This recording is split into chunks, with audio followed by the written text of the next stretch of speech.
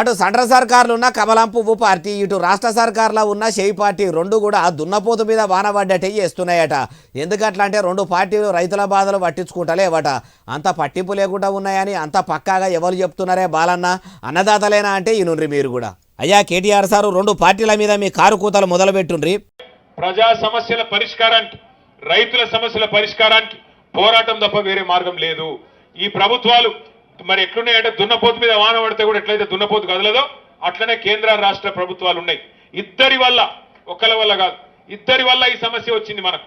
అటు కేంద్ర ప్రభుత్వం దిగుమతి చేసుకుంటాను చూస్తాను, రాష్ట్ర ప్రభుత్వం ఎలక్షన్లు తప్ప రాజకీయాలు తప్ప వాళ్ళకి రైతుల గురించి ఫికర్ లేదు. ఇన్నరా ఏమంటుండో ఇంకా మస్తుగానే అన్నాడు మొత్తం ముచ్చటి నుండి. ఆయన కొన్నాడు, ధర రాదు, బోనస్ ఇస్తా అన్నాడు ఎలక్షన్లకు ముందు, యాదికుందా? సోయాకి ఇస్తా అన్నాడు బోనస్, పత్తికి ఇస్తా అన్నాడు బోనస్, వడ్లకి ఇస్తా అన్నాడు బోనస్. వచ్చినాయా మళ్ళీ ఎవరికన్నా బోనస్? బోనస్ బోగస్ అయింది. రుణమాఫీ రాదు, రైతు బంధు రాదు, కరెంటు కూడా రాదు.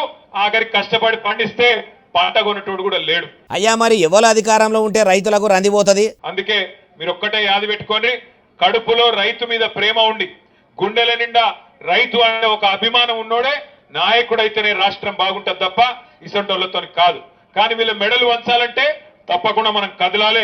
7 క్వింటాళ్ళు అనే తప్పుడు విధానాన్ని మార్చుకొని 13 క్వింటాళ్ళు ఖచ్చితంగా కొనుగోలు చేయాలనేది మనందరి డిమాండ్. మొత్తం మీద మీ కారు పార్టీ అధికారంలోకి రావాలి, మీ మాజీ సీఎం కేసీఆర్ సారు మళ్ళా సీఎం కావాలి అంటుర్రా? అయ్యా మాజీ మంత్రి కేటీఆర్ సారు 10 ఏళ్ళు వడి చేస్తిరి, మరి మీరు అన్నదాతలకు ఏం ఆసరా అయ్యిండ్రు? మీ నాయన రైతుల కోసం ఎంతో చేస్తా అన్నాడు, ఏం చేసిండు? రైతుల చేతులకు బేడీలేసిన ఘనత మూటగా అట్టుకుండు. కల్లాల పోసిన ఒడ్లను యాళ్లకు కొనక వానకు నానుతుంటే నష్టపోయిన రైతులకు పాయమాలు కట్టియక పరిశాన్ చేసిండు. యాళ్లకు ఊరియా బస్తాలు అందియక రైతులు చెప్పులు లైన్ల పెట్టి నిలబడే గతి తెచ్చిండు. అవన్నీ కూడా మీ నాయన అట్లా చేసిండనే మనసు సెంచరీలిన అన్నదాతలు మార్పు కోరుకొని కారుకు కాలిచ్చి చేతులు కలిపిండ్రు. గత ప్రభుత్వంలో గవే బాధలు, ఇప్పుడు గవే రందులు. మీరేం శుద్ధపూసలు కాదు, కాంగ్రెస్ వాళ్ళు ఏం సొక్కమైన వాళ్ళు కాదు. అధికారంలో ఉంటే ఓ మాట, అధికారంలో లేనప్పుడు ఓ మాట మాట్లాడు మీ రాజకీయం లీడర్లకు అలవాటే. అది మీకు పొలిటికల్ నాలెడ్జ్ తోని పెట్టిన విద్య అంటుర్రు ఏ ముచ్చటిన్నోళ్ళు.